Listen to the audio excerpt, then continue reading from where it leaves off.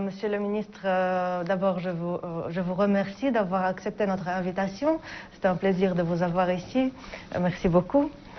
Je vous en prie. C'est un plaisir également pour moi d'être invité à Sputnik. Merci. Alors, vous avez discuté aujourd'hui avec le ministre Lavrov la collaboration bilatérale, le développement des relations commerciales et économiques. Dans quel secteur le Tchad souhaite-t-il développer cette coopération avec la Russie? Je pense que je dois tout d'abord rappeler que ma visite s'inscrit dans le cadre de renforcement de la coopération bilatérale. Et il n'y a pas un domaine précis qui a fait l'objet donc de nos discussions. La coopération couvre plusieurs domaines et nous avions constaté que sur le plan économique et commercial, il n'y a pas de progrès dans la coopération. Et cette visite répond également aux engagements pris par les deux parties conformément à un protocole d'accord signé entre les deux ministères des Affaires étrangères en septembre 2013 en marge de l'Assemblée générale de l'ONU, qui consiste à avoir des consultations politiques périodiques entre les deux pays, entre les deux ministères. Donc la visite s'inscrit dans ce cadre et effectivement dans cette optique, nous avions eu des échanges assez fructueux et approfondis sur la coopération d'une manière générale et nous avions souligné la nécessité de renforcer cette coopération par des investissements concrets dans le domaine d'intérêt commun. Mais il va falloir peut-être trouver un cadre dans lequel on peut identifier ces domaines. Mais pour l'instant, il n'y a pas de domaines précis qui sont prioritairement retenus. Et justement, Monsieur le ministre, est-ce que vous avez discuté la formation d'une commission mixte ou bien des visites d'investisseurs russes au Tchad pour identifier les domaines spécifiques de collaboration? Oui, je pense qu'il m'a été rapporté qu'effectivement il y a des investisseurs qui sont intéressés pour effectuer des visites au Tchad. Et en tout cas, nous sommes ouverts à tout intérêt donc d'investisseurs qui pourraient investir dans tel ou tel secteur. Et une fois que les investisseurs seront sur place, nous allons essayer de voir ensemble le secteur dans lequel ils veulent investir. Mais nous avions d'une manière générale souligné la nécessité d'établissement de liens de contact entre les deux secteurs privés. Je pense que cela peut faciliter des échanges économiques et commerciaux. Pour l'instant, ces échanges se situent à un niveau très inférieur par rapport aux potentialités que regorgent nos deux pays. Oui, alors peut-être c'est l'exploration et la production du pétrole, je veux dire, c'est ce secteur qui est le plus promettant ou bien il y a d'autres secteurs? Pour le moment, je ne peux pas vous dire tel secteur est plus prometteur que d'autres. Mais je pense qu'il va falloir d'abord connaître l'intérêt des investisseurs russes et puis les opportunités qu'offre le Tchad. Et cela nécessite, je pense, un travail de terrain qui va être fait. Et par la suite, nous verrons maintenant quels sont les secteurs les plus prometteurs et qui pourraient intéresser les... D'accord. Est-ce qu'il y a des projets communs suspendus que vous envisagez relancer avec la Russie ou bien... Il n'y a pas de projet commun suspendu qui doivent être relancés, mais d'une manière générale, je dis que la coopération n'est pas assez diversifiée. Donc, il va falloir faire un effort pour que cette coopération ait un impact sur le développement socio-économique du Tchad. Et à cet égard, de notre côté, nous avons un code d'investissement qui pourrait intéresser tous les investisseurs, et ça je pense que c'est valable pour tous les investisseurs étrangers qui veulent investir au Tchad, et en fonction du secteur dans lequel ils souhaitent investir, nous allons pouvoir leur accorder des facilités. Mais pour l'instant, comme je l'ai dit, le terrain n'est pas encore bien préparé pour vous parler des résultats concrets ou des secteurs où des investissements sont possibles. Okay. Mais tous les secteurs peuvent intéresser n'importe quel investisseur. Le Tchad est un pays vierge et qui regorge d'énormes ressources naturelles qui n'attendent qu'à être exploitées. Bien sûr. Et avez-vous parlé de la dette africaine envers la Russie? Non, c'est plutôt la partie russe qui nous a informé que par rapport à la dette due par certains pays africains vis-à-vis de la Russie, donc la Russie a envisagé la possibilité d'effacer cette dette en la transformant, c'est-à-dire en des ressources que ces pays peuvent affecter au financement des projets de développement au profit de leurs projets de développement. Et ils ont dit que cela a été déjà accordé à 5 pays. Et certainement, en tant que Tchad, nous avons exprimé aussi le souhait de faire partie peut-être de ce groupe. Pourriez-vous m'expliquer encore un peu, alors, ces projets, est-ce qu'il va y avoir un échange avec la Russie de ces projets? Non, non, c'est-à-dire la Russie, et je pense que il y a d'autres pays également créanciers qui ont fait ce genre d'opération à l'égard de certains pays en voie de développement.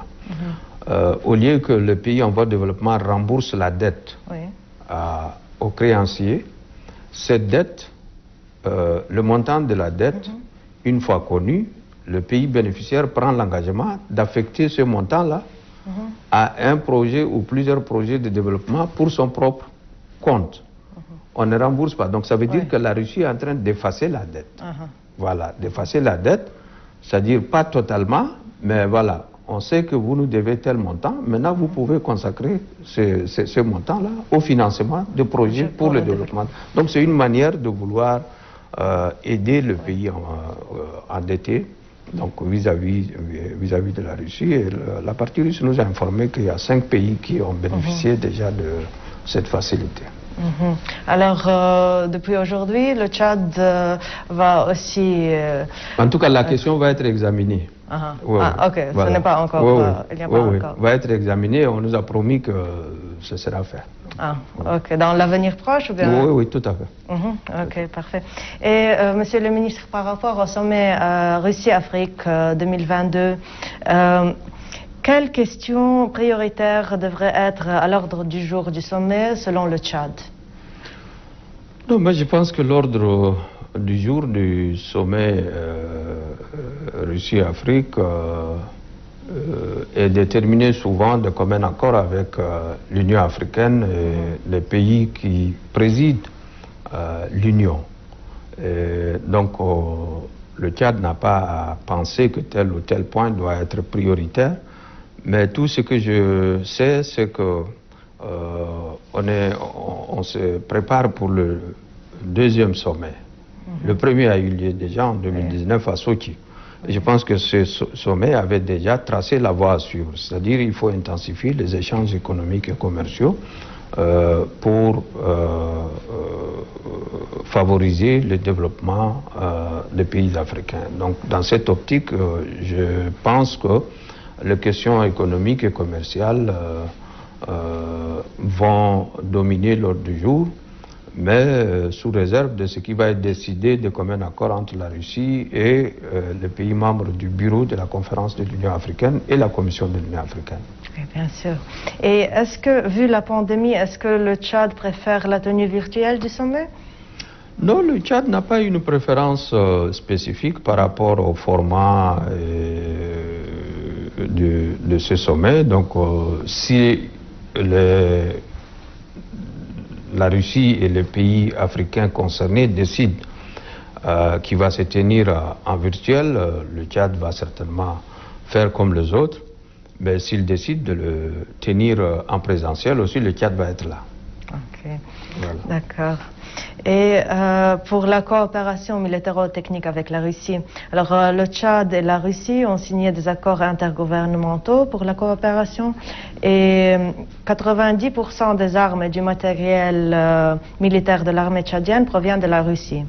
Alors, prévoyez-vous dans l'avenir proche des visites des spécialistes russes pour le maintien de cet équipement et quand exactement? Oui. Non, je pense que cette question, pour l'instant, n'a pas été à l'ordre du jour. Nous n'avons pas discuté. C'est vrai, il y a un accord de coopération militaire et comme vous le dites, 90% de l'arsenal de l'armée tchadienne est de fabrication russe. Et tout naturellement, même bien avant la signature de cet accord, la maintenance était assurée d'une manière ou d'une autre, effectivement, par les Russes. Et je pense que les services compétents concernés trouveront les modalités de maintenir voilà, cet arsenal. Ok. Et Votre Excellence, est-ce que vous avez discuté l'acquisition de nouveaux équipements militaires russes? Nous n'en avions pas parlé. Pas? Ok. Et pour la formation des cadres militaires tchadiens par la Russie, il va y avoir une formation. Le ministre Lavrov avait annoncé que la Russie est prête à aider avec la formation des cadres militaires tchadiens. Alors, oui. Comment cette formation va être effectuée ou bien s'effectue déjà? Et est-ce que le Tchad va inviter des instructeurs russes? Non, je pense que la formation des cadres tchadiens d'une manière générale, elle se faisait depuis l'époque de l'ex-Union soviétique. Et même pour le moment, nos jeunes Tchadiens bénéficient de bourses de l'État russe. Et je pense à peu près 70 bourses par an sont accordées, y compris des formations dans le domaine militaire, parce que, comme je vous ai dit, nous avons des hélicoptères russes, donc il faut qu'effectivement les techniciens et les pilotes soient formés. Et donc, mais la formation spécifique dont Lavrov a parlé lors de la conférence de presse, c'est la formation en matière de maintien de la paix dans les opérations de l'ONU. Et vous savez que le Tchad est un pays qui participe donc à ces opérations et plus particulièrement à la MINUSMA, la mission multidimensionnelle donc des Nations Unies au Mali. Nous avons l'un des plus gros contingents avec plus de 1200 soldats.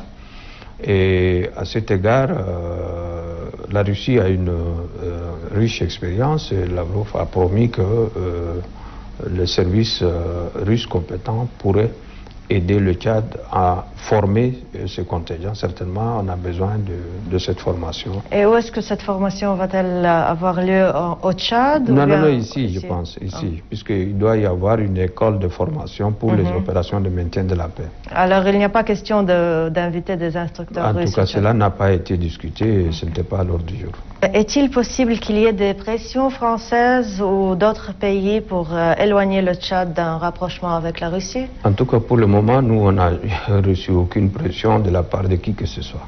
Et Monsieur le ministre, vous avez discuté avec le ministre Lavrov aussi la considération des efforts pour combattre les menaces terroristes dans la région du lac Tchad et la région sahélienne.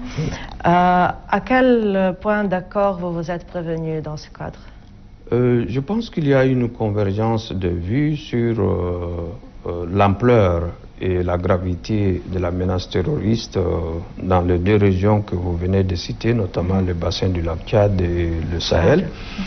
Et je me réjouis que le ministre Lavrov nous a informé du soutien de la Russie donc à la demande persistante des chefs d'État des pays du G5 Sahel qui ont demandé que la force conjointe mise en place dans le cadre de ce groupe puisse être prise en charge sur le budget de l'ONU.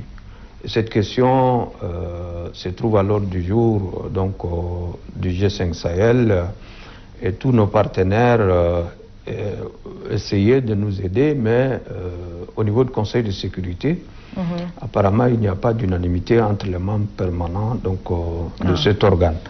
Et la Russie a apporté tout son soutien donc, à la démarche du G5 Sahel pour que la force conjointe du G5 Sahel puisse être prise en charge, ne serait-ce que partiellement, donc sur le budget de l'ONU. Et je pense que ça, c'est quelque chose d'extrêmement important pour nous.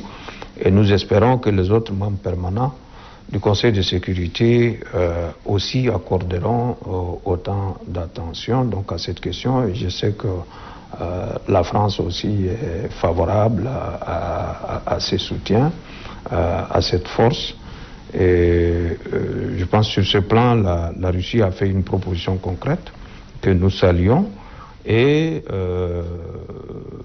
Lavrov a également promis de voir dans quelle mesure, peut-être en matière de formation donc, de cette force et d'appui des possibilités pourront être examinées donc, à l'avenir. En tout cas, il y a une disponibilité de la part de la Russie d'appuyer les pays qui luttent contre cette menace. Et je dois rappeler que cette menace s'est propagée dans l'ensemble du Sahel. Et elle déborde maintenant le cadre du Sahel pour toucher les pays côtiers comme le Bénin, donc la Côte d'Ivoire. Et ça passe également vers l'Afrique centrale, au point où on parle aujourd'hui de la présence donc, de groupes terroristes au Mozambique, en République démocratique du Congo. Et cela est quelque chose d'extrêmement grave et inquiétant. Alors à cet égard, la Russie est consciente et cette menace s'est propagée à cause de la crise libyenne, ça il faut le dire. Et l'Afrique n'est pas responsable de ce qui était arrivé en Libye. Et voilà, aujourd'hui, les conséquences sont ce que nous savons. Donc, nous-mêmes, en tant que Tchad, je pense que nous sommes l'un des pays les plus impactés par la crise libyenne. Et la preuve est qu'en avril dernier, suite à une attaque des assaillants lourdement armés venus du sud libyen, nous avons perdu notre président dans des combats contre ces assaillants, qui ont été heureusement défaits, mais dont une partie a regagné encore le sud libyen. Donc en cela, nous avons demandé également au ministre Lavrov le soutien de la Russie par rapport à notre demande qui consiste à encadrer, à bien encadrer et coordonner le départ donc, des mercenaires issus des pays voisins. Parce que la communauté internationale exige leur départ immédiat. Donc il ne faudrait pas que ce départ puisse être une nouvelle source de déstabilisation pour les pays voisins ou pour le Sahel. Et sur ce plan, je pense que Lavrov est conscient de la situation et a promis effectivement faire donc, de son mieux pour que le départ de ces mercenaires ne soit pas une source donc de déstabilisation. Il ne faudrait pas qu'on règle la crise libyenne pour en créer une autre à côté. Oui, bien sûr. Notamment, Monsieur le ministre, durant la 10e réunion du comité militaire mixte libyen 5+5, le Tchad a dit prêt à coopérer dans le processus visant le retrait des mercenaires issus du Tchad au territoire libyen.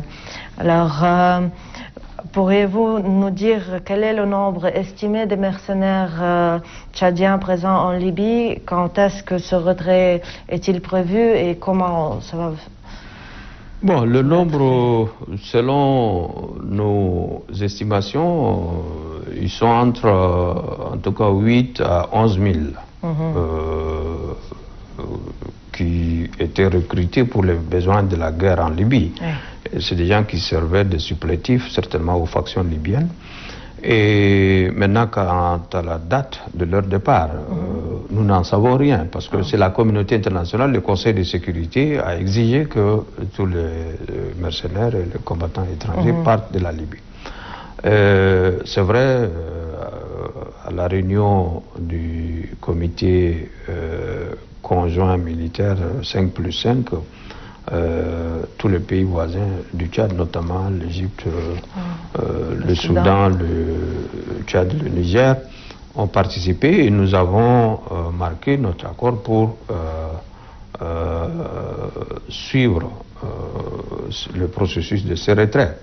Mais nous avions souhaité qu'il y ait un mécanisme international sous l'égide de l'ONU associant les pays voisins pour que ces mercenaires soient d'abord identifiés, recensés, désarmés, démobilisés, et puis ensuite travailler sur la possibilité de leur réinsertion une fois de retour dans leur pays d'origine.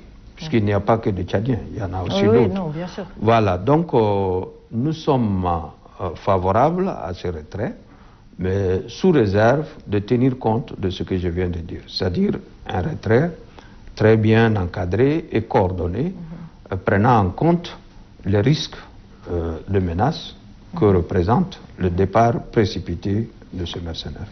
En ce qui concerne la RCA, certaines sources accusent le Tchad et la France de soutenir et préparer la CPC pour un assaut en Centrafrique. La situation actuelle ira-t-elle vers une escalation dans la région? Non, je pense que ceux qui parlent d'une escalade peut-être souhaitent qu'il y ait cette escalade. Ni la France, ni le Tchad, ni personne n'a aucun intérêt à ce qu'il y ait une escalade quelque part. Et je dois vous dire que en tant que Tchad, nous avons été agressés en mai dernier à l'intérieur de nos frontières, 7 km à l'intérieur de nos frontières. Donc il y avait un poste avancé de l'armée tchadienne, l'endroit s'appelle plus précisément Sourou, a été attaqué par les forces centrafricaines, lourdement armées. À 5 heures du matin, on a enregistré des morts. Certains soldats ont été faits prisonniers pour être exécutés de l'autre côté. Mais nous n'avons pas riposté par la violence. Et donc nous avions convenu avec la République centrafricaine, qui a envoyé aussitôt après une délégation pour qu'on puisse trouver les voies et moyens pour situer les responsabilités. Et nous avions accepté donc de faire recours à une commission internationale d'enquête pour établir les faits, situer les responsabilités. Donc ceux qui parlent, je ne sais pas, des puissances étrangères qui souhaiteraient nous pousser à aller vers une escalade, je pense que cela ne relève que de l'imagination de ceux qui disent. Il n'y a aucun fondement à cela, et donc la preuve est que malgré cette agression, nous n'avons pas cédé à la tentation de provoquer une situation comme ça. Parce que nous sommes dans une situation extrêmement sérieuse sur le plan sécuritaire. Nous sommes un pays complètement entouré de crises extrêmement graves. La République centrafricaine, vous connaissez la situation, c'est qu'elle est.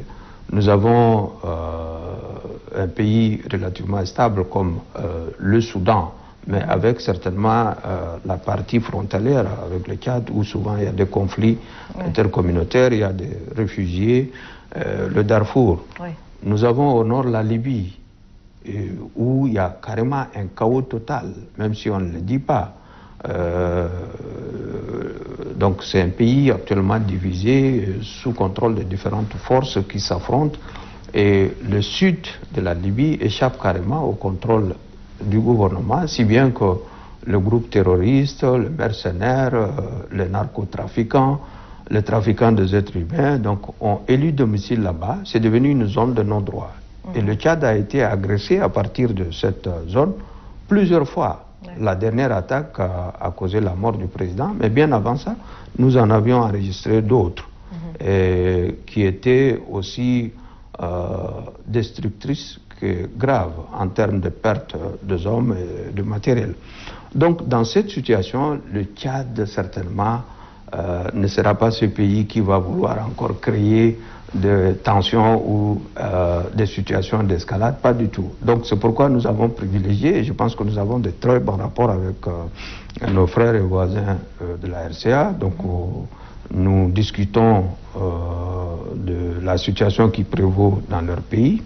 Et je dois rappeler que dans le passé, le Tchad a beaucoup contribué donc, à la stabilité de la RCA, par l'envoi de troupes, à la demande de la communauté économique sous-régionale, c'est-à-dire la communauté économique des États de l'Afrique centrale. Et nous avions eu, pendant la transition centrafricaine, aux côtés des pays membres de la communauté économique et monétaire de l'Afrique centrale, la CEMAC, même à la prise en charge, pendant un certain temps, des salaires des fonctionnaires centrafricains pour que les élections puissent se tenir. Donc, depuis 2014, le Tchad a retiré son contingent de la mission de l'Union africaine déployée dans ce pays. Et depuis lors, je pense, il n'y a eu aucune attaque à partir du Tchad. Nous avons fermé notre frontière, qui n'est ouverte qu'aux réfugiés, et ça aussi c'est à la demande du HCR. Donc nous sommes très ouverts, nous comprenons ce qui se passe dans ce pays et nous souhaitons que nos frères centrafricains trouvent un règlement pacifique. Et quand vous parlez de la CPC, nous on n'a rien à voir, c'est vrai, il y a une initiative conjointe prise conjointement par la conférence internationale sur la région de Grand Lac, sous conduite de l'Angola et de la communauté économique des États de l'Afrique. Donc dans ce cadre, il y a un effort qui est en cours et il a été convenu, il y a eu 3 semaines à Luanda, auquel le président centrafricain lui-même a participé, le Tchad également a été invité, et tous les pays membres donc, du CIRGEL ont été invités, donc à la demande certainement de cette médiation conjointe Rwanda-Angola, un certain nombre de responsables de groupes militaires ont été obligés d'aller en exil. Et dans ce cadre, un certain nombre de pays voisins ont été sollicités pour accueillir voilà, ces chefs rebelles. Et c'est à ce titre qu'à la demande effectivement de cette médiation, l'ancien président Bozizé a été accueilli au Tchad. Mais ce n'est pas pour déstabiliser la RCA, c'est pour aider la RCA à avoir la paix. Et maintenant, si cette même médiation demande qu'il parte ailleurs, le Tchad n'a aucun problème. Donc nous n'avons rien à voir avec la CPC, nous n'avons rien à voir avec ce qui se passe en RCA. Au contraire, nous sommes victimes de ce qui se passe là-bas. Non seulement nous avons enregistré le retour de centaines de milliers de Tchadiens qui ont fui la RCA, mais aussi nous avons à peu près 150 ou 200 000 réfugiés centrafricains que le Tchad abrite aujourd'hui.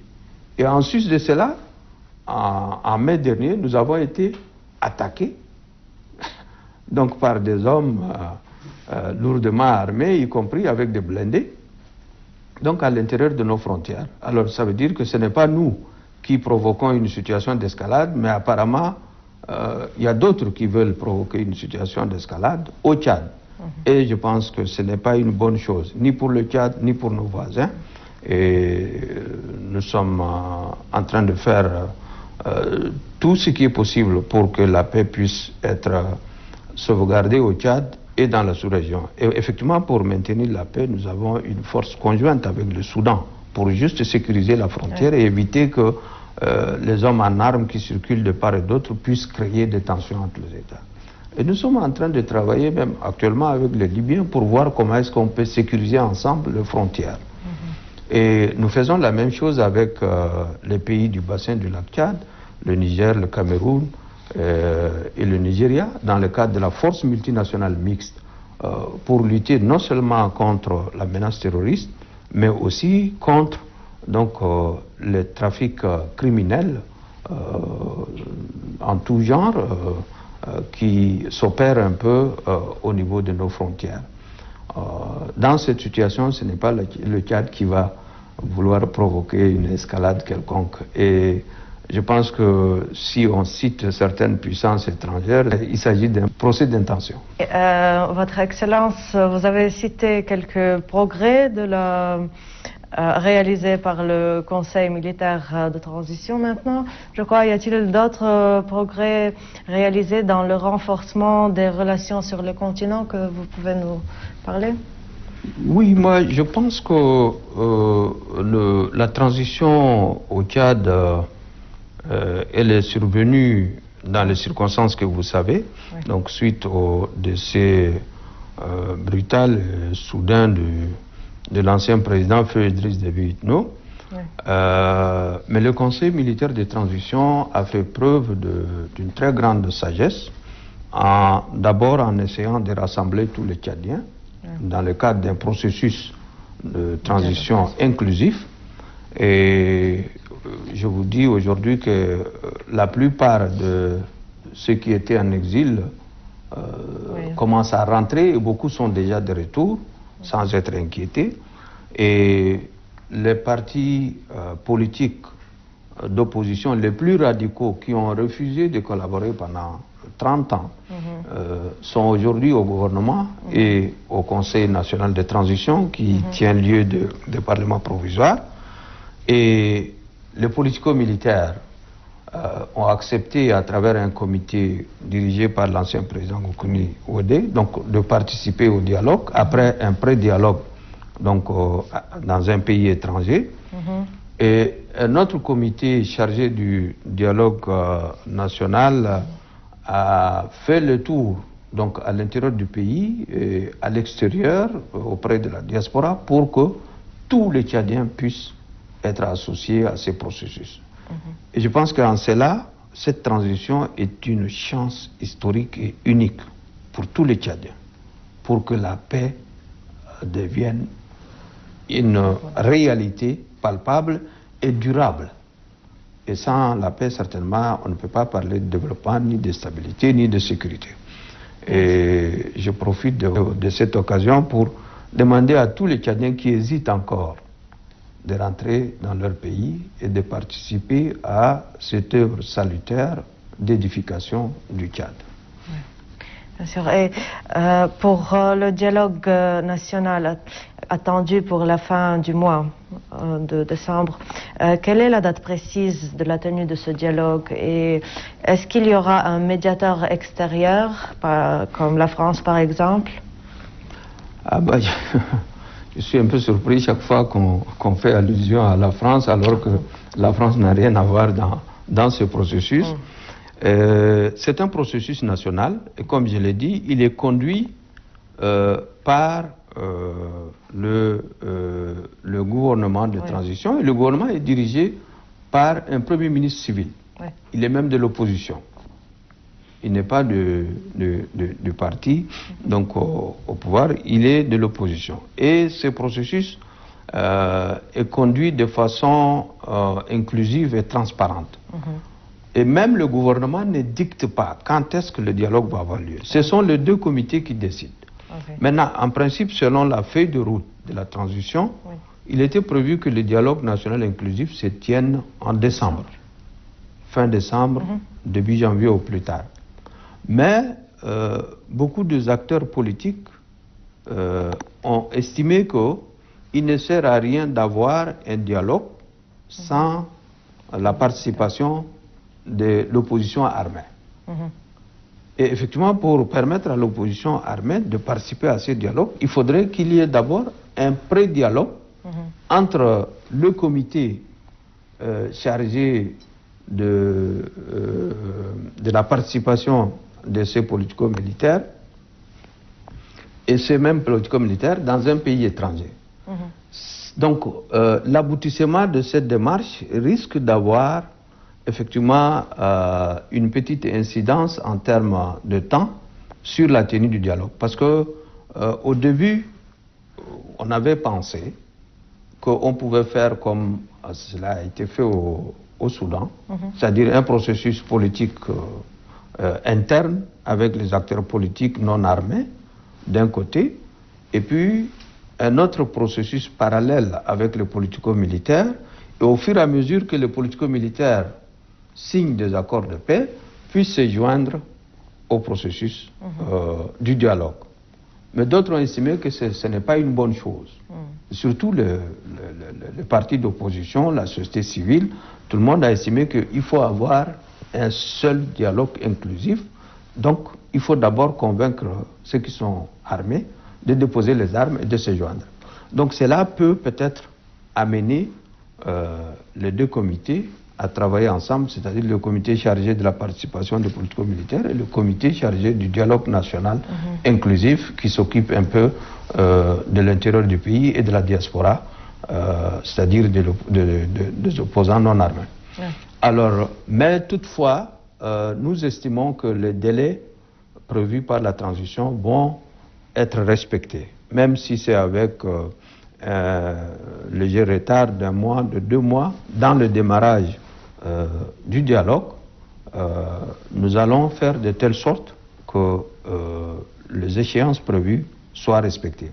Mais il faut reconnaître que le respect de ces délais ne dépend pas que du gouvernement.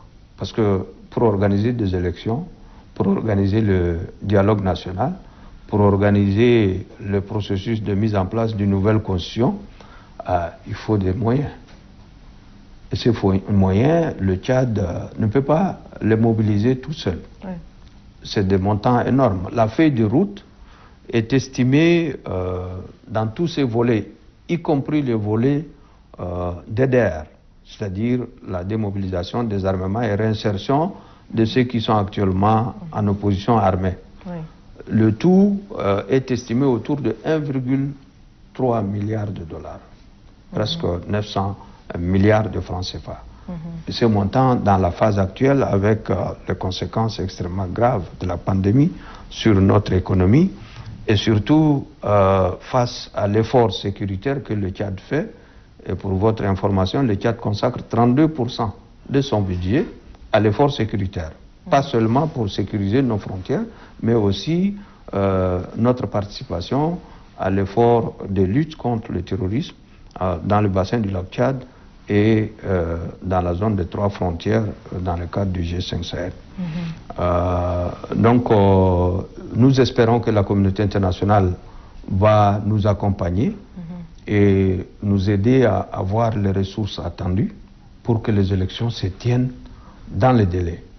Et si on n'a pas les moyens et que les élections ne sont pas tenues, je ne pense pas qu'ils vont nous accuser quand même de mauvaise foi.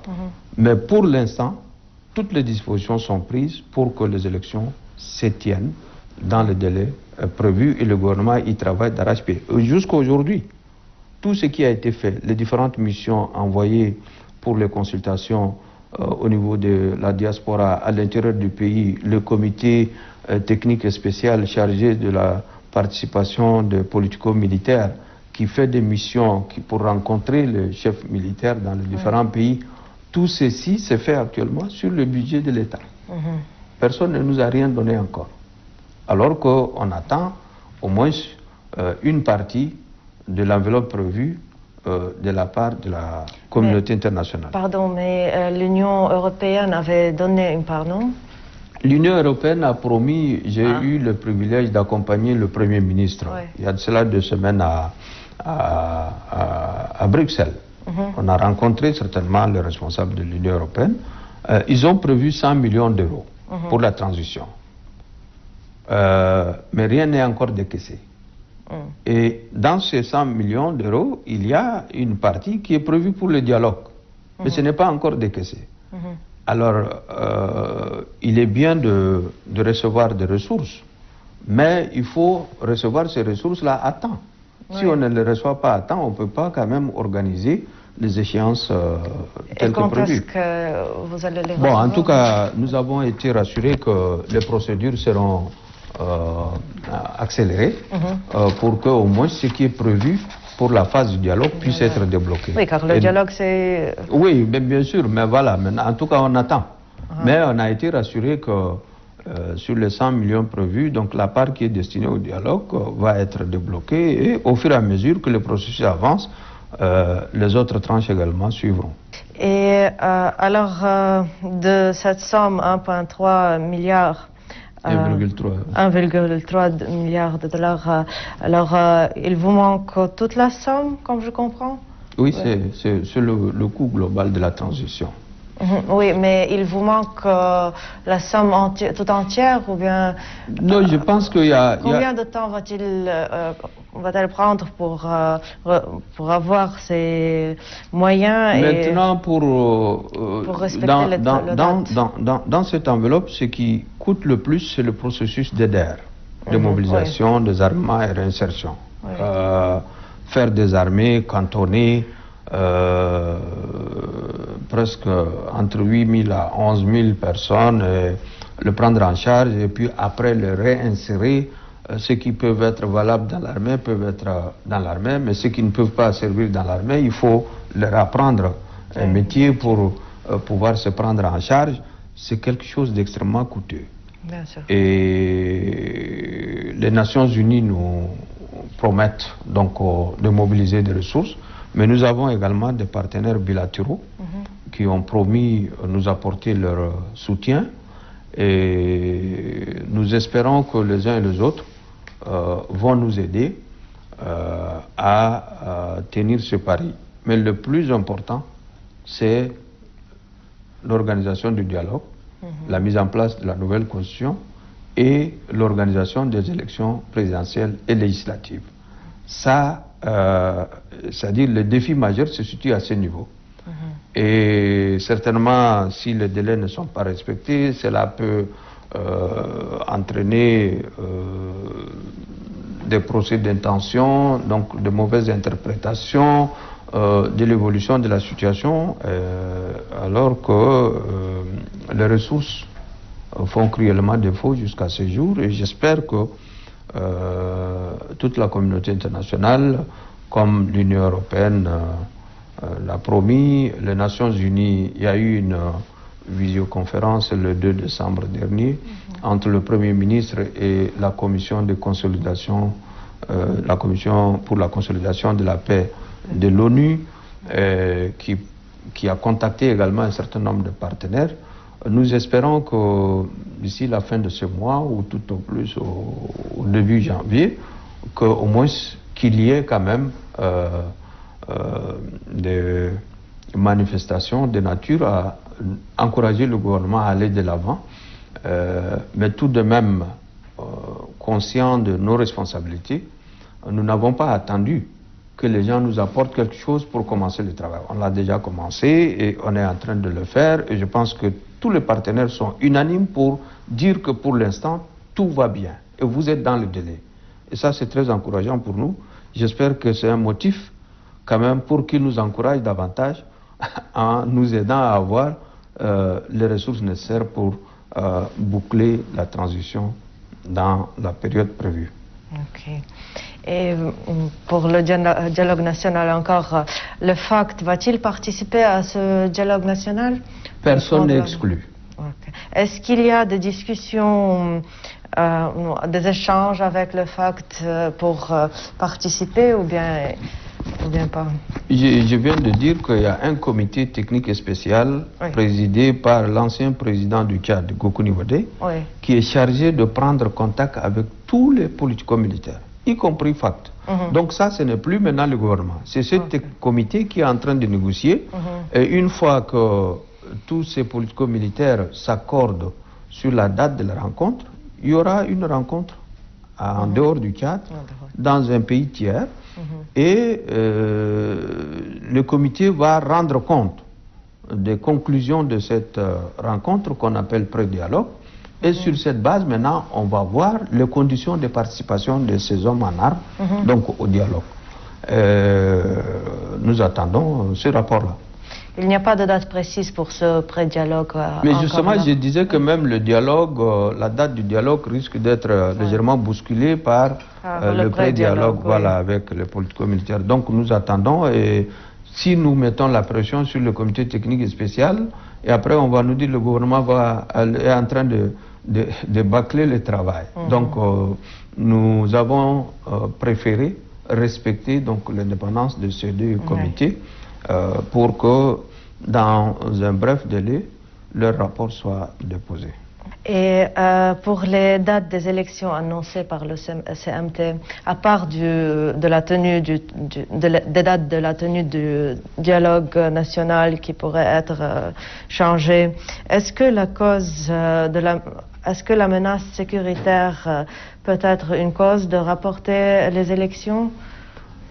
Pour le moment, il n'y a pas de raison de penser que la situation sécuritaire pourrait être une cause de report des élections. Okay. Mais personne ne maîtrise l'avenir. Bien sûr. Si tous ceux qui sont actuellement en armes sont sincères dans leur engagement pour le dialogue, il ne doit pas y avoir de raison pour que les élections puissent être reportées. Oui. Mais si par surprise, les gens optent pour la guerre et commencent à attaquer, comme ils l'ont fait la dernière fois, soit pour venir dans la capitale, soit pour occuper une partie du territoire, certainement il va être difficile d'organiser des élections dans un pays en guerre. Oui, bien sûr. Mais pour le moment, nous espérons que cela ne va pas arriver, parce que comme nous sommes sincères dans notre engagement, nous pensons que les autres aussi le sont, et ils vont continuer à privilégier le dialogue. Et comme le gouvernement a posé tous les actes qui prouvent son engagement fort, non seulement en mettant en place des comités qui travaillent de façon indépendante, non seulement en remplissant les conditions prévues par la feuille de route de la transition, mais aussi en accordant une amnistie à ceux qui sont encore en armes et qui ne sont pas encore rentrés. Tout cela prouve que le gouvernement est dans la logique de la paix et de la réconciliation nationale. Et je répète une fois de plus que la guerre n'a jamais rien réglé. Seul le dialogue, la réconciliation nationale, les divergences sont tout à fait normales entre les hommes, entre les groupes, entre les communautés, mais elles doivent être réglées toujours par le dialogue. Si on s'inscrit, quand je dis on, c'est-à-dire tous les Tchadiens, dans cette logique, dans cette optique, je pense qu'il n'y a pas de raison de penser que les élections vont être reportées. J'espère. Et ma dernière question, Monsieur le Ministre, alors, quel autre défi y a-t-il de la transition au Tchad? Non, je pense pour le moment, il n'y a pas de défi précis que je dois vous citer. Mais le défi majeur pour le moment, c'est l'insuffisance des ressources financières pour l'organisation des échéances à venir. Constitue un défi majeur. Le deuxième défi majeur, éventuel, c'est quand ceux qui sont en armes refusent la voie du dialogue. Mais pour l'instant, nous sommes optimistes. Nous pensons que les ressources seront mobilisées, comme promis, avec l'aide de la communauté internationale et de tous nos partenaires, y compris les partenaires bilatéraux. Et les hommes en armes aussi, donc, puisqu'ils disent qu'ils n'ont pas eu la possibilité de s'exprimer dans le cadre du dialogue, dans le cadre démocratique, qu'ils ont choisi la voie des armes. Maintenant que toutes les portes du dialogue sont ouvertes, il n'y a pas de raison qu'eux aussi, ils puissent persister dans leur logique de destruction. Et c'est pourquoi je reste optimiste. Et j'espère que la transition aboutira comme prévu, donc aux objectifs souhaités et attendus par tous les Tchadiens, à savoir l'organisation des élections libres, transparentes et démocratiques qui puissent ramener définitivement la paix au Tchad pour que ce pays qui a été meurtri pendant des décennies par la guerre civile puisse se consacrer à son développement et donner la chance aux enfants tchadiens d'aller paisiblement à l'école, aux autres de se soigner et de vivre normalement comme les autres pays à travers le monde. Ok. Monsieur le ministre, c'est tout pour moi. Si vous avez quelque chose à ajouter. Non, je n'ai rien à ajouter, sinon je voudrais juste vous remercier de m'avoir donné cette opportunité pour m'exprimer sur la situation de mon pays, et je pense que vous êtes une chaîne très bien suivie. D'ailleurs, je fais partie de ceux qui vous suivent sur les réseaux sociaux. Ah bon? Voilà, donc et je vous félicite pour cet excellent travail que vous faites. Une fois de plus, merci pour l'opportunité. Merci pour vous. Merci d'être venu. C'est gentil, merci. Okay.